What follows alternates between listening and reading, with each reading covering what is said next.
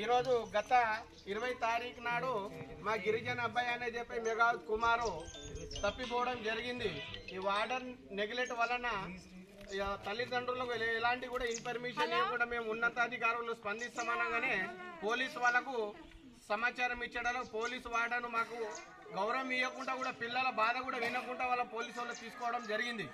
కాబట్టి దాని మీద వెంటనే స్పందించి మా గిరిజన పేద అబ్బాయిలు ఎక్కడైతే ఉన్నారో వాళ్ళ తల్లిదండ్రులు లెక్క చెప్పాలని చెప్పి మా గిరిజన సంఘాల తరఫున కానీ మన బీజేపీ సంఘం తరఫున కూడా మేము అందరికి ఖండిస్తున్నాం. ఎందుకంటే మా మాపడికి గతి లేకనే మా అబ్బాయిల పిల్లలకు హాస్టళ్ళకు వేయడం జరుగుతుంది. కాబట్టి మా పిల్లలకు ఇప్పటికైనా న్యాయం చేయాలని కోరుచున్నాం.